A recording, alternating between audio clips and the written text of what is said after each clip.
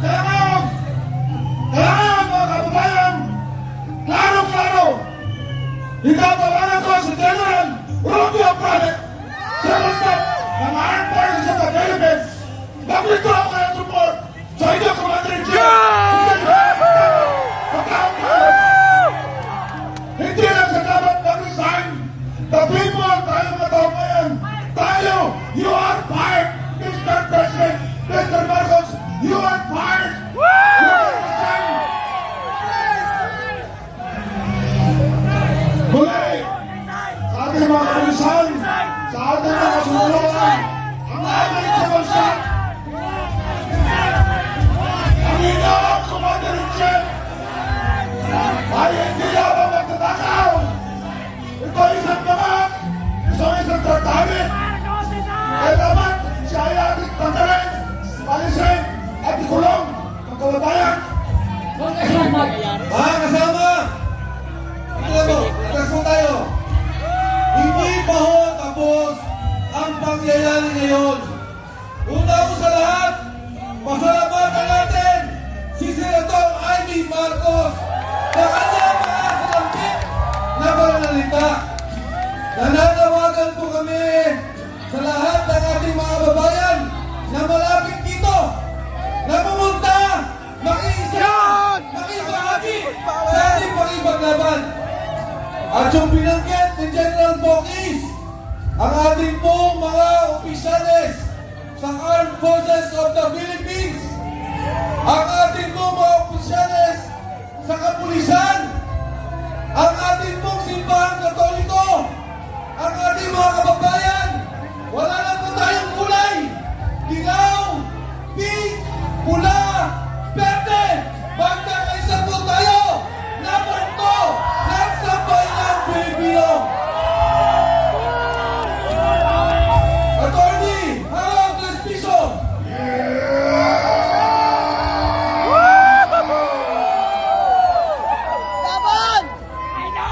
Magigilong ka na dito, ito ay mangyayag ka! Meron pa mga Ilocano dito! Meron pa mga Ilocano dito! Ako si Atty. Harold Respiso! Totoong Ilocano! Kita nyo naman sa aking balat! At yung mga Ilocano dyan, nakikita ko kayo kahit madilim! Umiti nga kayo! Yan!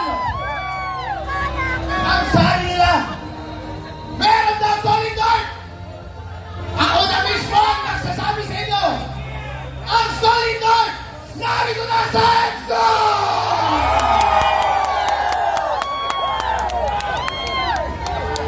Ako ay lumali pa, papunta dito sa Maynila, at gusto kong sabihin sa inyo, ang gaganda at ang gagwapo nyo pala. Ang pumuti na pala. Pero iisa lang ang ating damdamin. Naskam tayong lahat. Naskam pa tayo. Hindi ends.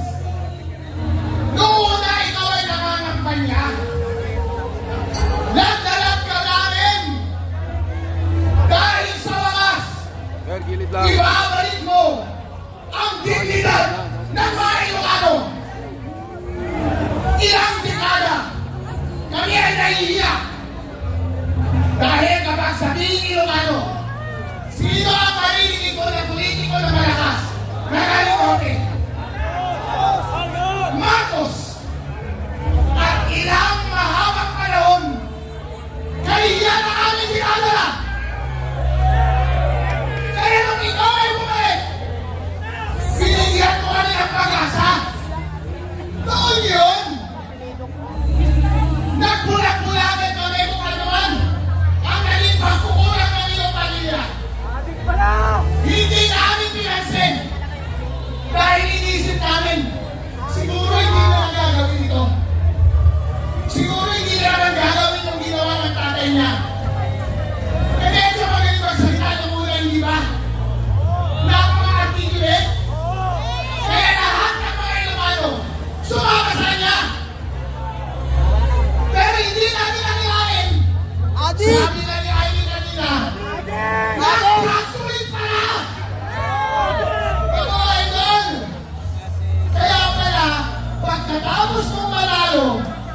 hindi ka na namin marinig. Yung lakas ng iyong hila, ng lakas ng iyong politika, biglang nawala nung ikaw ay umumuna. Sino ang aming nakikita muna? Si Tampalos Los! Hindi yan ang sinubotahan namin! Lahat ng ginawa nila, lahat ng ginawa nila, puro magnanakaw! Anong nararamdaman namin? Eh di nakakahiya! Ano ba ang ginawa mo sa kapwa mo Ilocano? Ako Ilocano ako. Lahat ng nakikita kong pagkakamali ng iyong gobyerno linalabas ko sa social media. Ano ang ginawa mo? Kinasuhan mo ako at pinagulo mo ako! Bukid ng manong! Okay na! Okay na namin mo na natijan! Okay na! Ba't ka ganon? Okay na! Ikaw lang si George! Kaya ngayon lumalabas. Pinakalikod nila na hindi kasalanan ni Marcos, ni Bongbong Marcos. Pero bossing, sa sobrang halong, hindi mo na nababantay ng tao mo. Kasalanan mo yan! Kung hindi ka gumagawa ng trabaho mo, dapat mabasyang manatili sa pwesto, hindi na!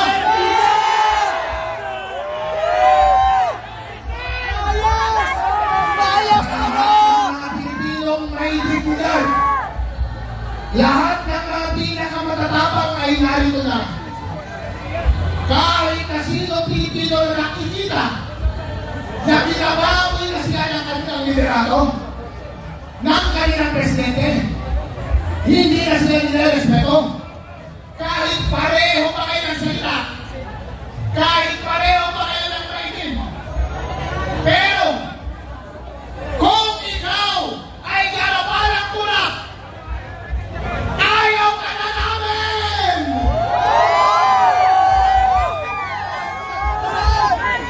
Marcos resign! Marcos resign! Marcos resign! Marcos resign! Marcos resign! Marcos resign! Marcos resign! Mga kababayan, tapos na ba ang pangihirap natin? Ano ang panawagan ni Amy Marcos? Marcos resign! Uwi na! Kami din! Uwi na! Tandaan nyo, sinabi ko sa inyo, ang national problem na bansang ito ay si Lisa Marcos. Tama! Pagkasalan mo na yan, akala niya magbago. Yung pala silang dalawa, tandem sa COVID.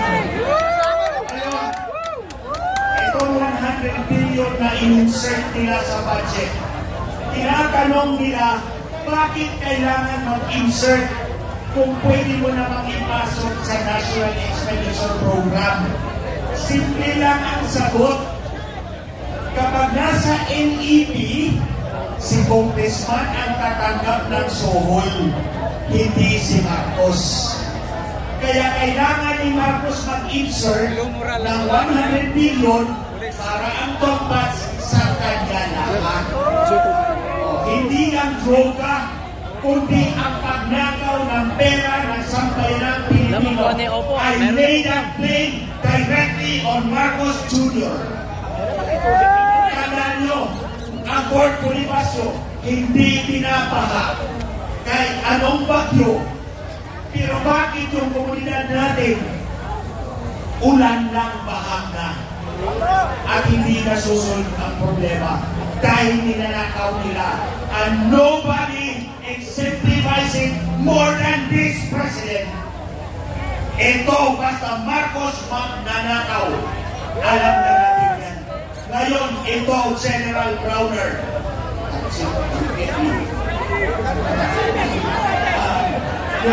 Chief PNP. Nartates! Kayo. Nartates! General Nartates. Alam nyo na, Magkaka-in the lightning na tayo. nag-alit yung Pangulo. Susunod pa ba kayo sa kanila? Kami, hindi kami susunod. Hindi! Kailangan kami. Dahil we are a dignified people. Kahit pa naghihirap kami, malulunod kami sa baka. Alam namin lumaban at ayaw namin ang bangat na Pangulo. Marcos resign! Marcos resign! Marcos resign! Marcos resign! Marcos resign! Marcos resign! On behalf ng United People's Initiative, sa pamumuno ni General Romeo Pumalis at hundreds ng military uniform personnel, maraming salamat. Ang panalo ng bayan ay dahil sa inyong lahat. Kaya po dito, at yung mga kababayan natin nasa Luneta, maraming salamat po sa inyong lahat. Huling panawagan natin, General Romeo Brother Sir, nung humarap kami sa inyo, sinabi namin lahat ng problema ng bansa sa harap ng mga senior generals from J1 to J10. Ngayon nyo napatunayan na ang sinasabi ng mga retired ay tama. Ngayon, General Brother Sir, inuutosan ka ng taong bayan. Chief PNP, Withdraw your support! inuutosan ka ng taong bayan. Withdraw your support! Itama ninyo ang mali. Huliin ninyo ang nagkasala. Pamabain ang lahat ng nagdakaw. President Marcos, you are fired. President Marcos, you are fired. Romualdez, you are fired. Huling panawagan, magtawag pa kayo ng inyong mga kaibigan. Celebration natin ngayon hanggang bukas. Magsisindi tayo ng kandila. Magpapasalamat tayo at magdadasal tayo. Pasalamat sa ating dakilang lumikha. Tapos na ang laban! Ang ina, nanalo rin tayo! Misastra, please. Habang tayo po ay nagsisindi ng kandila, tandaan po natin na ito ay simbolo ng ating panalangin, ng ating pakikiisa. Pagkakaisa natin ito, ako po luluhod ngayon. Ako po ay luluhod sa ating dakilang Panginoon muna sa lahat. Pero pangalawa, lumuluhod din po ako sa Game mga over! sa mga edukado, sa mga businessman, sa mga bulag pa rin hanggang ngayon. Nakita niyo naman po, nag-withdraw na ng support, pati sariling kapatid. Ngayon, tayo ba ay hindi pa rin sisigaw ng Marcos resign? Marcos resign! Marcos resign! Hindi po nila sabihin, hindi nila pwede sabihin na ito ay inciting to sedition. Napakatagal ko pong inara yan. Walang sedition dito. Tayo po ay nakikiusap hanggat tayo ay mapayapa pa. Marcos, please, resign! Marcos resign! Marcos resign! Marcos resign! Marcos resign! Marcos resign! Marcos resign! You're fired! Ngayon wala kanina, pakisa ng inyong mga cellphone, flashlight. Shout out, Ron! Patay ang kandila! Ron! Shout out, Ron! Patay ang kandila natin! Unahin po natin ang ating mga kapatiran ng mga Muslim para sa isang dalangin. Yung mga cellphone po natin, ilaw ng cellphone, pagbukas, pag-angat. Bismillahirrahmanirrahim. Ako sa prayer ng Muslim. Bismillahirrahmanirrahim. Wassalatu wassalamu ala asyrafil anbiya. May nananalangin. Wa ala alihi wa sahbihi wa qala rabbukum ud'uni astajib lakum. Ya Rabbal Alamin. O Diyos namin, kayo po ay mga bagil. Diyos namin maawain. Diyos namin lumikha sa amin. at Diyos namin nagkaloob sa amin sa isang sambayanan na minamahal namin ang bansang Pilipinas.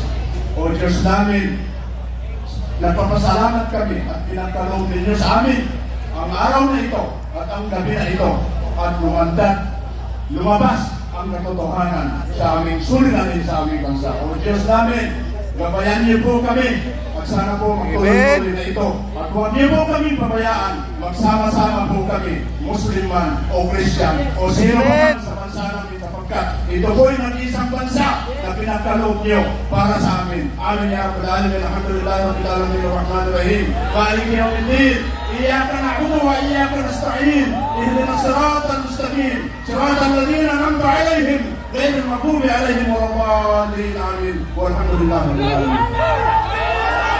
Allahu Akbar! Allahu Akbar! Tayo po ay muling manalangin. Iyako natin ang ating mga ulo, pigit ang ating mga mata. Ama, kami ay nagpapasalamat na narinig mo ang aming mga daing, ang mga iyak ng aming puso, lalo ng aming mga kababayan na nasalanta ng lindol at bagyo. Tunay ka kang Diyos na hindi bulag at bingi. Iyong nakikita ang mga tunay na nangyayari. Kami sa gabing ito ay nagpapasalamat na inilantad mong lalo ang katotohanan sa mga nakaraang mga araw. At sa gabing ito, Lord, ay pinakita mo sa amin, ito nga ang katotohanan na ang mga namumuno sa aming bayan ay hindi maaaring pagkatiwalaan na mamuno sa kinabukasan ng aming mga anak at apo. Dahil nasa kanila ang pundasyon at kinabukasan ng aming bayan. Ama, nagpapasalamat kami na sa kabila ng mga kalamidad ay nandiyan pa rin ang iyong awat biyaya. At sa darating ng mga araw ay makikita namin ang panibagong araw at sigla ng aming bayan kung ang mga namumulong ito ay mawala na sa kanilang mga posisyon at muli kami magsimula bilang isang bayan na nagkakaisa. At Ama, ipinagkakatiwala na namin ngayon, bukas ay wala na ang mga nasa Malacanang. At ikaw aming dalangin sa pangalan ng Ama, ng Anak at Espiritu Santo. Amen! Sinasabi sa salita sa Isaiah 1:23, your rulers are rebels, partners with thieves. They all love pride and chase after gifts. They do not defend the cause of the fatherless. The widow's case does not come before them. At dahil dito, sinasabi ng Panginoon ay wawakasan niya ang ganitong uri ng leadership. Let us all raise our hands to heaven. Let us pray and surrender the Philippines to our God. Father, we worship you for your goodness, O Lord. We thank you because you love the Philippines and you love the Filipino people. Our hearts are now being surrendered to you because we know that this victory is for our country and the victory belongs to you, Lord. You, Father, are able to judge both the body, the soul. At wala pong makakaligtas sa iyong katotohanan. Maraming salamat sa paghipo mo sa mga taong nagsalita upang mapahalag ang katotohanan. Ikaw po ang tumilos nito. Kung kaya't ngayon ay ikaw ay aming pinapasalamatan. You are good, O God! And the Philippines belongs to you! Maraming salamat because this transition is truly your work. Wala po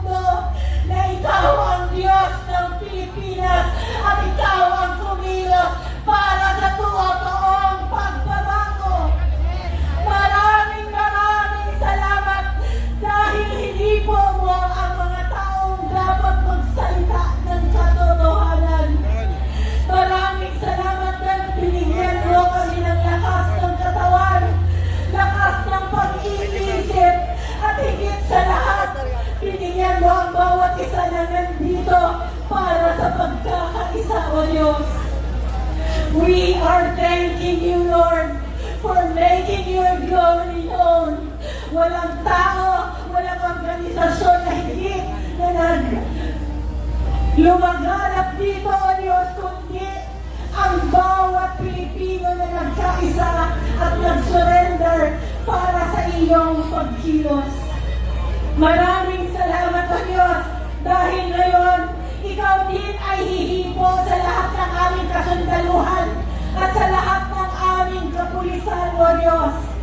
Ang kanilang puso, O Diyos, ay tatalima sa direksyon na iyong pinapasundan sa kanila. Maraming salamat sa gabing ito because victory has been given to the Philippines and the Filipino people. Na walang tungod, tungarap. And Father, right now, we take this time, O Lord, to pray for our dear President Rodney Duterte, Lord. Malaki ang sakripisyo na kanyang ibinigay upang makamit namin ang araw na ito. Sa kanyang kalungkutan, alam namin na ikaw ay humihipo sa kanyang puso. Inalagaan mo siya na hanggang ngayon, siya ay may kalakasan ng kanyang puso at ang kanyang espiritu dahil iningatan mo siya dahil nagpakita siya ng kaibang pamumuno sa bansang Pilipinas. We are declaring right now, Lord, freedom for Tatay Digong. Let the world hear our cry. Let Tatay Digong be free. In the name of Jesus, we ask it. We thank you, Father God, because you are mighty and you are victorious over the Philippines. Masarap mahalin ang Pilipinas. Masarap mahalin ang Pilipinas. Masarap mahalin ang Pilipinas.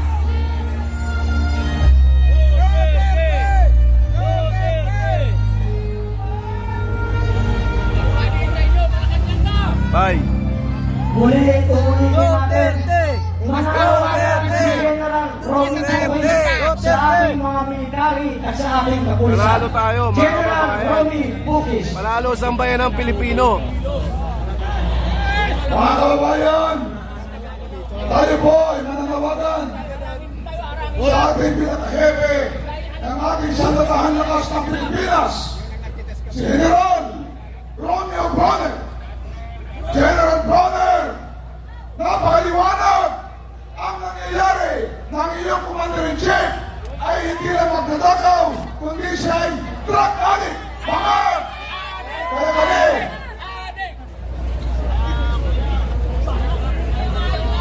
kaya ako, General Bonner, ang taong bayan ay inutusan ka para mag-withdraw ang support sa iyong pamag at pagtatakaw ng Commander-in-Chief.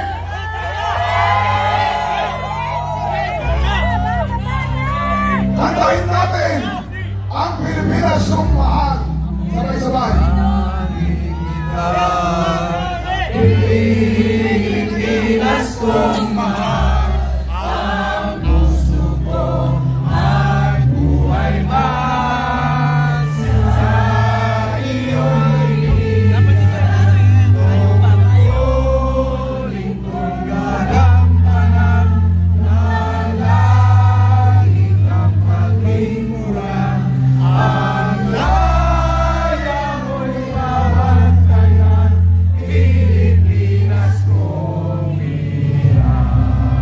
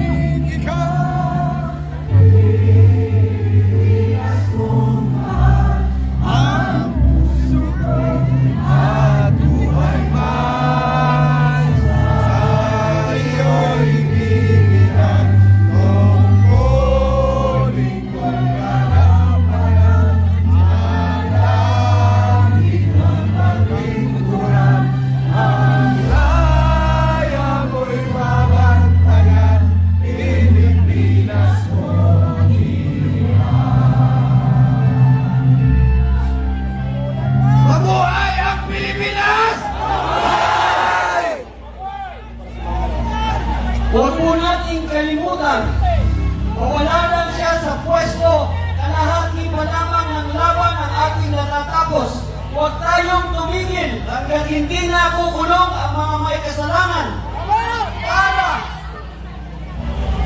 Para sa mga batang hindi na natin mayayakap, sa mga kapatid natin hindi na natin makakausap sa ating amang hindi na uuwi dahil sa baha, sa salot na baha dahil sa kasakiman ng mga magnanakaw sa ating gobyerno. Huwag po ninyong kalimutan, matatapos na ang laban pag sila ay nasa kulungan na. Muli, General Brother, pakinggan mo ang sigaw ng tambayan. Ang tambayan ay inutusan ka Withdraw your support, sa iyong General. anak at magnanakaw na Commander-in-Chief. Withdraw your support! Pilipinas! Mabuhay! Buhay ang Pilipino! Maulan! Buhay ang taong bayan!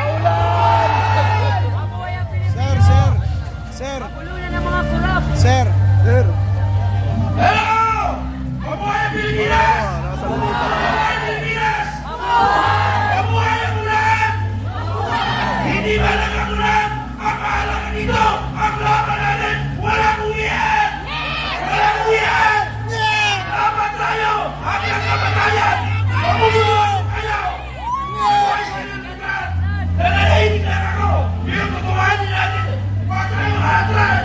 Huwag tayo! Kaya ba? Kaya! Kaya! Ang sigaw! Ilakas! Laban tayo! Laban kay Paulan! Nandiyan ang blessing ng Panginoon! Laban tayo! Laban tayo lahat! Ulan! Hanggang natin nalaman! Nabubuhay ng ating Pangulo! Tayo ay laban! Resign! Resign! Resign! Resign! Kaya kamatayan tayo! Mamumuno ako kayo! Hanggang kamatayan, hindi kayo tutuko! Salamat!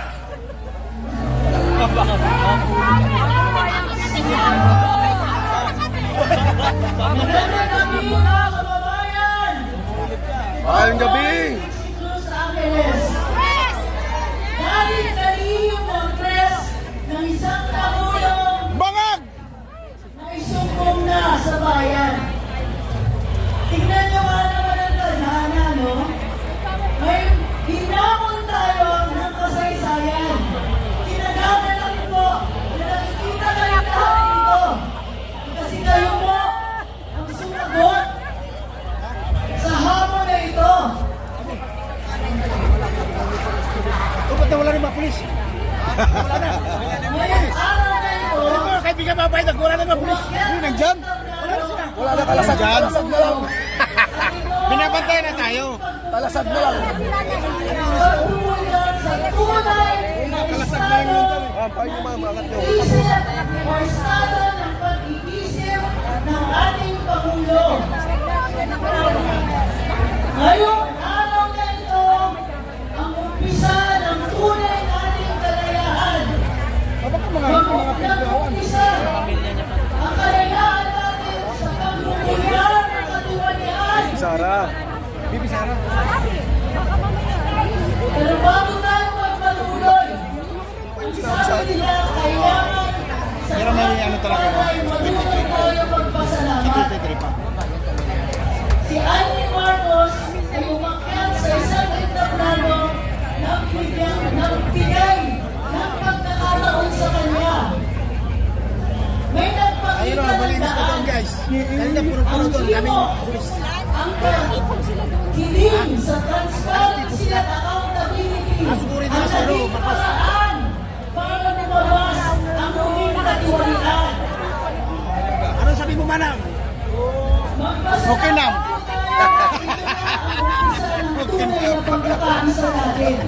Talaga ka talaga, pare. Maraming salamat sa mga kababayan na nakikinig ang aming daing. Maraming salamat sa mga institusyon na hindi nakakalimot Wala si Atty. ng Lambino. mga obligasyon ng Estado. Maraming salamat lalong-lalo na sa ordinaryo mga mamamayan. Alam kong hirap na ang buhay nyo. Alam ko sa inaraw-araw, walang ginawa ang administrasyon. Sa Habang sila nagpapayaman, habang sila po tuloy-tuloy sa kanilang katiwalian, dumadagdag ang paghirap sa bayan.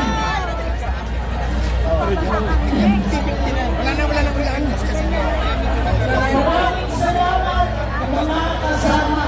Hindi pa po tapos ang laban. Hindi pa po tapos. Lumabas na ang katiwalian, ngunit ang ating paninindigan sa araw na ito. Huwag mong kakalimutan dahil nakailangan kayo. Naging bahagi kayo ng ating kasaysayan. Ano ang mangyayaring susunod? Ito ang kailangan natin pag-usapan. Huwag natin kakalimutan ang daing natin for transparency and accountability. Ang Pangulo natin may problema. Ang Pangulo natin may Connie, salamat sa blessing. Thank you. Iyak na lang kayo. Kayo yung iiyak, hindi kami. Kailangan managot sa taong bayan sa tunay na estado ng kanyang pag-iisip. Ganon! Kailangan hinawas niya. Ikaw pa, Mr. President, ay may kapansanan sa isip sa paggamit mo ng mga pinagbabawal na gamot.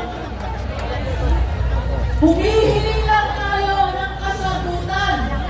Be accountable. Be transparent. Kung wala yan, walang hustisya. Araw-araw, umuhuli na lang ang Lakay! Huwag ka nang lakay. Huwag ka maingay. ang mga namumuno. Nasaan ang hustisya? Uwi na muna ako para ma-upload ko itong mga video mo. Anong oras ba? Ang gamit din! Managot siya. Sagutin niya. Do you have a health issue, Mr. President? Sabi sa saligang batas, kailangan ilabas mo yan.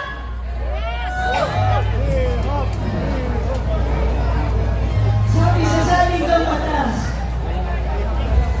bawal itago kapag may sakit. Bawal ang lahat ng krimen nila nagagawa nila kasi tinatago. Ang lahat ng mga problema ng bayan lumalaki dahil tinatago. Ang hiling lang natin, magsabi kayo ng totoo. At kung totoo man na mayroon kayong problema sa inyong kalusugan, mag-report kayo sa mga taong naghalal sa iyo at gawin nyo ang kailangan nyo nang gawin para sa maayos na pamumuno ng bayan. Hindi pa ngayon siguro. Uulitin ko, kailangan maging accountable, kailangan maging transparent, lalong-lalo na sa estado ng kalusugan, lalong-lalo na sa tuloy-tuloy na pagnanakaw sa kabanang bayan, lalong-lalo na sa mga nakikita nating turuan. Sino ba ang mananagot dyan sa budget ng bayan na ninakaw ninyo? Sabi ng mga saksi, umaabot sa Malacanang ang katiwalian. Sabi ng mga saksi, ang nakaupo sa Malacanang may kapansanan. Lahat yan mangyayari lang dahil tinatago nila. Lumalabas ng katotohanan. Kaakibat kayo sa paglalabas ng katotohanan na yan. Kaya mahihili Salamat, Banag. wala na po tayong iwanan. Tuloy-tuloy na ito. Walang iwanan! Ating palampasin ang pagkakataon, humingi ng tunay na pagbabago. Ating palampasin na lumalabas ng katotohanan tungkol sa mga tao na namumuno sa bayan. Huwag na po natin palampasin ang pagkakataon na lahat tayo ay titindig para sa ating kalayaan, Maga nag-retreat para si sa ating kasarilan. Isa na naman tayo ni Badok na. Para tumigil na rin ang mga lintik na Basta pa pagkakataon yun, na live na ginagawa siguro yun, ng ano? ito. Pinabungkit Naka-live na yun. sa atin yung nakaw nila. Mga kababayan, bahagi na tayo ng kasaysayan. May mga nangyayari. Pa-subscribe naman dyan, mga maisog natin ano. Maaalala ito ng mga henerasyon na parating na minsan, akala ng mga namumuno sa atin, kampante na sila. Akala ng mga namumuno sa atin, parang kalabaw ang Pilipino, hindi magre-reklamo. Ngayong araw na ito, pinapaalala natin sa mga namumuno sa atin, nagsusumangin ng kalabaw. Ngayong araw na ito, ipakita natin ang tunay na lakas ng mga mamamayang Pilipino. Pakita natin, hindi na po natin titiisin ito. Magkakaisa kami. Manawagan kayo. Mga kaibigan, mga kamag-anak, kung nasa lugar kayo, magpakita kayo pagkakataon nito na manindigan tayo lahat. Walang